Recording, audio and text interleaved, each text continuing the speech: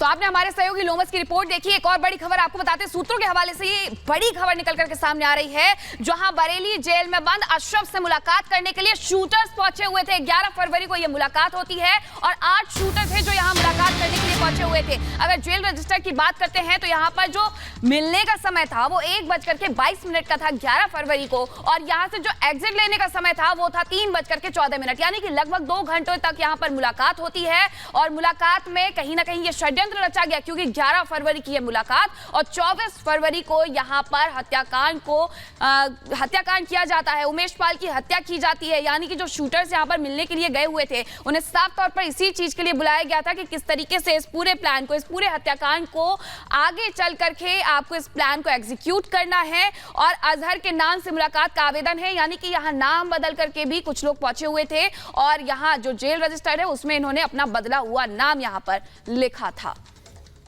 बिल्कुल, और देखिए अशरफ इस पूरे मामले में जिस तरह से एक बड़ी भूमिका उसने निभाई थी, अब ये खुल कर सामने आ रहा है। परत दर परत चीजें निकल कर सामने आ रही हैं। और खबर ये है कि गुड्डू मुस्लिम जो डॉक्टर अखलाक के घर पहुंचा था, जो अतीक अहमद का बहनोई है, ये सारा ये संकेत अशरफ नहीं दिए थे जेल से गुड्डू मुस्लिम को। उसने कहा था कि गुड्डू मुस्लिम अखलाक के घर जाए, वहां से पैसे ले और उसके बाद हरियाणा की तरफ भागे। ये दिशा निर्देश जेल के अंदर से अशरफ, अतीक का भाई अशरफ देता था। और इसी निशानदेही पर, इसी सारे आदेश पर इस पूरे वारदात को अंजाम दिया गया। और उसके बाद जो फरार रहे तमाम आरोपी, उन्होंने किस तरह से रुपए लेकर अखलाक के घर में शरण लेकर फरारी काटी, ये सारी जानकारी निकलकर सामने आ रही है। इसी खबर पर और विस्तार से हम जानकारी लेते हैं हमारे सहयोगी लोमस झा भी लगातार हमारे साथ जुड़े हुए हैं। तो लोमस, अब क्या देखें, क्योंकि कई और नए नए एंगल्स जो हैं वो सामने आ रहे हैं। गद्दी समुदाय की भी यहां पर बात आ रही है। जिस तरह से विवेक कभी बड़ी खबर बता रहे थे कि पैसे देकर ये कहा गया कि वो समुदाय जो है वो उनकी मदद कर सकता है। क्या जानकारी इसको लेकर, क्या उनसे भी किसी तरह की पूछताछ की जा सकती है? बिल्कुल हिमानी, उमेश पाल हत्याकांड को लेकर के लगातार यूपी पुलिस बारीकी से काम कर रही है। लेकिन जब इस तरह की खबरें निकल के सामने आती है कि 11 फरवरी को कुछ लोग जेल में अशरफ से मिलते हैं और इस पूरी हत्याकांड की साजिश रची जाती है, तो कहीं ना कहीं सवाल पुलिस महकमे पे, सवाल जेल प्रशासन पे भी उठते हैं कि कैसे जेल प्रशासन ने इतने लोगों को एक साथ अशरफ से मिलने दिया। और इतनी देर, आप कह सकते हैं कि लगभग जो मीटिंग 1 बजे शुरू होती है 1:22 में, वो 3 बजे तक चलती है। तो कहीं ना कहीं 2 घंटे का ये समय था और 2 घंटे एक आदमी से 8 लोग कैसे मिलने के लिए पहुंच जाते हैं जेल में। और इतनी बड़ी प्लानिंग होती है, क्या जेल प्रशासन को इस बात की जानकारी नहीं होती है? और उसके बाद ये भी जानकारी निकल के सामने आती है, जब ये हत्याकांड को अंजाम इन अपराधियों के द्वारा दिया जाता है तो कहीं ना कहीं अशरफ के द्वारा ही दिशा निर्देश जेल से दिए जाते हैं कि जो अपराधी होते हैं, जो अशद होता है, वो पहले उनके बहनोई के यहाँ जाए, अखलाक के यहाँ जाए, अखलाक के यहाँ कुछ दिन रुके और रुकने के बाद वो वहाँ से कुछ पैसे लेकर के फरार हो जाए, जिससे कि पुलिस को ये मालूम ना चल पाए कि ये इस हत्याकांड में शामिल है। यानी कि आप समझ सकते हैं कि पहले एक तरफ जहाँ पे हत्याकांड की साजिश रची जाती है, हत्याकांड को अंजाम दिया जाता है, फिर उसके बाद जो रोड मैप तैयार होता है फरार होने का, तो कहीं ना कहीं उसकी भी जानकारी अशरफ के पास थी, उसका भी रोड मैप। बिल्कुल लोमस, और ऐसे में खबर ये भी थी कि इन लोगों ने अपनी पहचान बदली, पहचान बदलने के बाद ये यहाँ पर गए थे। और आपने ये जानकारी भी दी कि यहाँ फर्जी आधार कार्ड रखने की वजह से अली और साबिर पर केस दर्ज किया गया। इनके बीच में कोई कनेक्शन है कि अली और साबिर भी यहाँ पर जेल में मुलाकात करने के लिए पहुंचे हुए थे?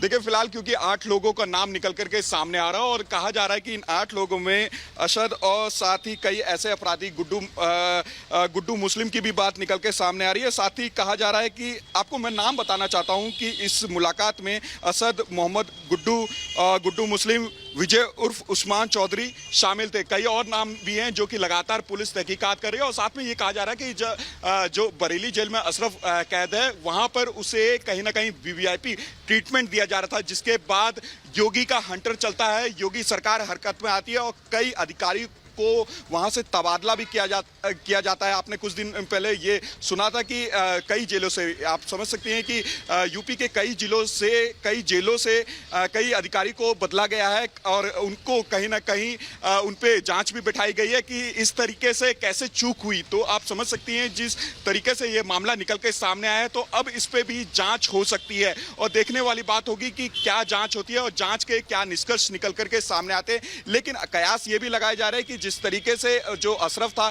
अशरफ ने जेल से कई निर्देश दिए थे और कई लोगों को ये कहा था कि उनके जो साथी हैं, या गुड्डू मुस्लिम हो या फिर असद हो, उनके भाई का बेटा हो, उसको छुपाने की क्या प्लानिंग है वो भी अशरफ ने कर रखी थी। बिल्कुल लोमस, आप नजर बनाए रखिए। लेकिन इस बीच एक और बड़ी खबर जो आ रही है वो यही कि अतीक के दफ्तर में रेड में खुलासा हुआ है। इस छापेमारी में क्या खुलासा हुआ है, ये बड़ी खबर इस वक्त आ रही है। दरअसल हत्या से पहले बनी फरार होने की प्लानिंग, मैप बनाकर जो भागने वाले रूट्स हैं उन पर फैसला किया गया कि कहां से जाना है, क्या करना है। हत्याकांड से एक हफ्ते पहले बाकायदा बैठक हुई थी जिसका बार बार जिक्र यहां पर किया जा रहा है। मोबाइल का इस्तेमाल ना करने को कहा गया था। अतीक की पत्नी ने शूटर्स को ये तमाम जो दिशा निर्देश हैं वो दरअसल दिए थे। किस तरह से पूरी ये प्लानिंग होती है, वो तमाम जो रूट्स हैं अच्छे से जांचा परखा जाता है, जो सेफेस्ट है या जहां पर लगता है कि आसानी से वो अपने इन मंसूबों को जो अंजाम है वो दे सकते हैं, वहां वो रास्ते चूज किए गए। अतीक अहमद की बीवी शाइस्ता परवीन, उसका बेटा असद और बमबाज गुड्डू मुस्लिम जो फरार हैं, कहा जा रहा है कि उसकी फाइलें और उसके सबूत अभी तक इस कार्यालय में किसी फाइल में दबे हुए हैं।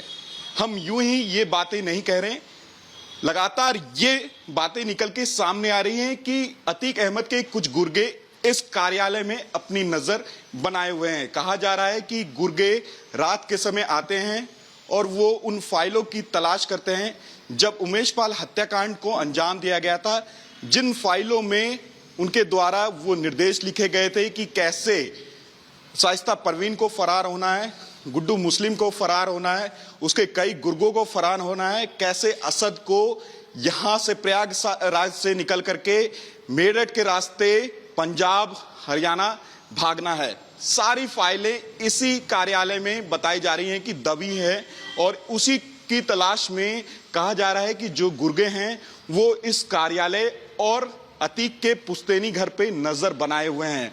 अभी हम अतीक के उसी कार्यालय में मौजूद हैं